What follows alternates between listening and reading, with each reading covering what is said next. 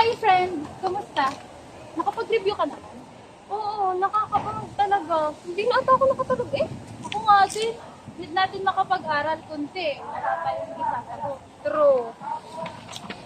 Lalaki na ng eyebags mo sis. Grabe. Talaga? Ay, oo nga no? Ay, hayaan mo na. Pati naman eh. Tara na ulit mag-review. Anong panonoorin mo? Yung in-upload ni Ma'am sa J-Class, yung video lecture about ASEAN countries. Kasama daw ata yun sa coverage ng exam eh.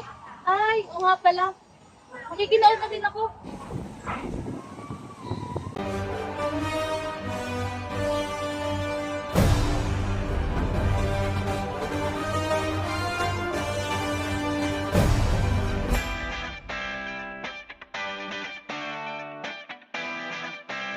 Brunei Darussalam is one of the oldest continuously ruling dynasties in the world.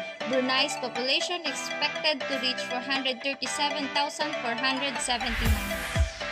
The economic foundation of the city-state is the production and processing of oil and gas.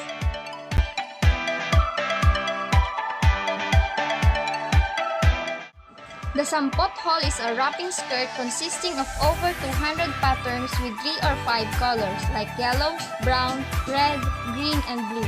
The Angkor era spans the 9th to the 14th century and is considered Cambodia's golden age. The biggest freshwater lake in Southeast Asia is Tonle Sap in Cambodia.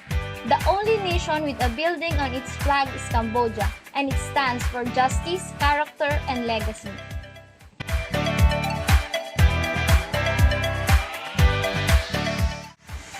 Kebaya is the national dress of Indonesian women, but more specifically, it is endemic to the Javanese, Sundanese, and Balinese people.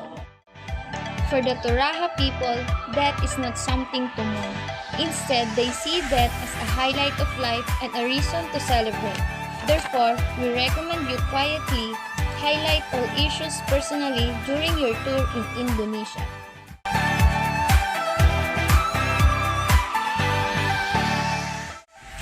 The oceans have learned to weave from a young age, and weaving is an essential skill for women to develop their artistry.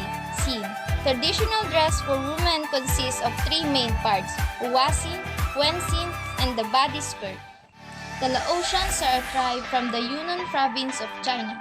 Laos is famous for its breathtaking scenery, ethnic villages, and unexplored lands. Eating, drinking, resting, chatting with friends, and life's simple pleasures of Laos culture.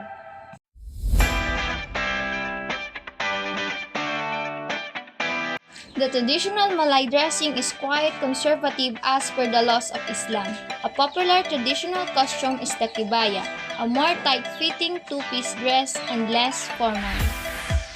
The culture of Malaysia is diverse and has a melange of influences from both the East and the West.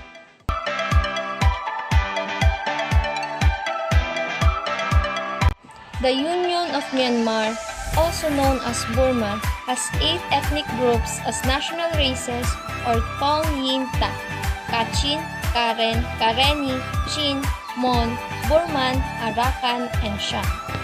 The history and culture of Myanmar are based heavily on their conservative Buddhist beliefs and the early kingdom of Pagan. Combining this with the numbers of ethnic groups and traditions make Myanmar a unique travel and destination in Southeast Asia.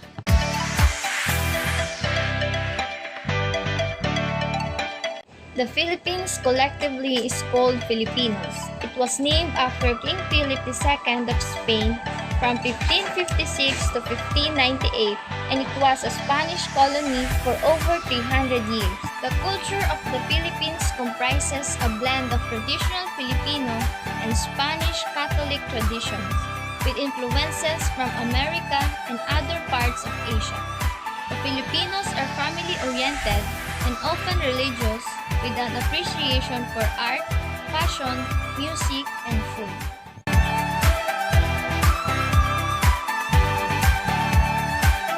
Modern Singapore was founded in the 19th century.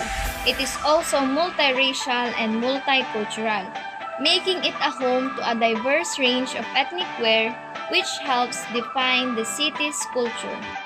The current population of Singapore is 5,956,749.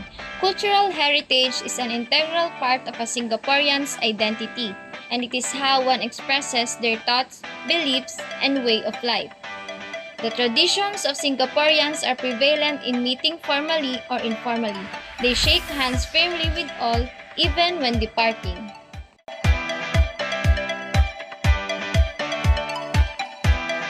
Thailand is a mainland Southeast Asia that has been home to various indigenous communities for thousands of years. Thailand's population is expected to reach 70,204,905. Thailand's culture has significantly evolved from its relative isolation during the Sukhothai era.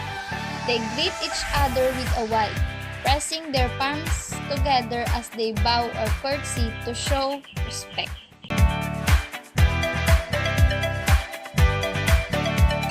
Vietnam is ruled by the Chinese, who named the country Anon, which means pacified South.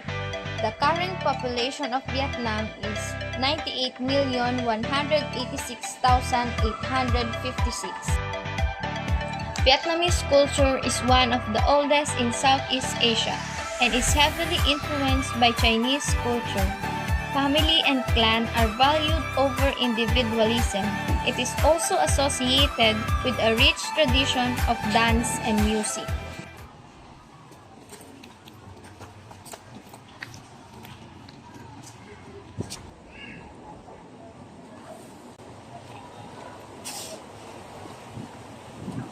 Anong ginagawa niyo? Nagre-review. Nanonood kasi kami ng video like about ASEAN countries. Kasama daw kasi yung si exam eh. Tapos nyo na? Tara, tanungan tayo about it. Tara, para naman may maisagot ako mamaya. Sige, ako muna magtatanong. Ikaw, Mary Ann, para sa'yo, what is ASEAN Literature Course? ASEAN Literature Course is an in-depth study of ASEAN literature in English and English in translation, which involves interpreting and writing about significant Asian literary works with involved of historical, social, and cultural context, along with their critical and theoretical readings.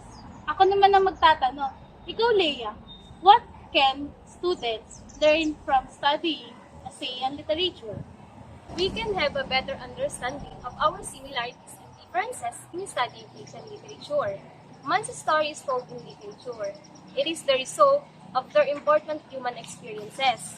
ASEAN literature does not only offer us a unique and novel perspective on people's experiences, but also influences on how we, as a society, view the world through the ideals and ideologies that their literary works uphold. Ako naman, ikaw ang Maria Angelica. How does the study of ASEAN literature helps a student become aware of the cultures and histories of ASEAN member countries? Studying ASEAN literature can help students to learn and become aware of culture and history in ASEAN member countries. Knowing that each ASEAN country can help us to become aware of our diversity and commonality. And each country has histories on how it grew to become successful, and by studying those histories, we can apply it we can inform our growth and apply it in our society. Ikaw naman ang tatanungin ko, Jean. What are the similarities of ASEAN members in terms of people, culture, history, and tradition? ASEAN is a regional grouping that aims to promote security, economic, and cooperation of its 10 members: Brunei, Cambodia, Laos, Indonesia, Malaysia, Myanmar, Singapore, Philippines, and Thailand and Vietnam. Though every country has a variety of dialects, English is the official business language of most of ASEAN countries. People in this group are known for their hospitality, dynamism, graciousness, and family values. Asian culture embraces many spiritual practices anchored to the religion for the sole purpose of spiritual awakening. Asian countries embrace religious belief too close within their hearts. Almost country of Southeast Asia was ruled by foreigners by impacting their culture, belief, and religion. Southeast Asia is one of the world's most popular destinations because some countries are similar in tropical climate, cuisine, mountain ranges, clothing, language, and literature. Uy, magta-time na. Tara na sa room.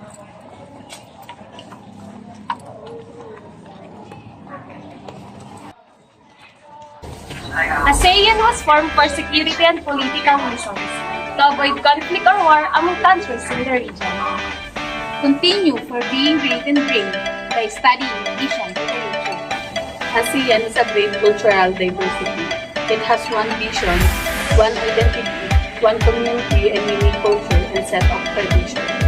ASEAN helps every Asian country to grow in terms of economy. So let us all study for us to be informed about growth in our society. Empower students to enhance and positively influence the development of the ASEAN countries.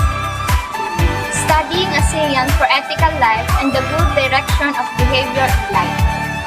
Difficulties can be overcome. Ignorance is uncontrollable. The prosperity of ASEAN accords with the interests of all its countries. Studying ASEAN is not just about entertainment or memorizing facts. It's about moral education or nation building. Reading pacifies the mind and empowers the heart. As ASEAN literature guides us to a whole new place, yet enables us to see the greatness of every country. Ika nga ng inay, hindi ito pag-aaralan kung hindi ito kailangan.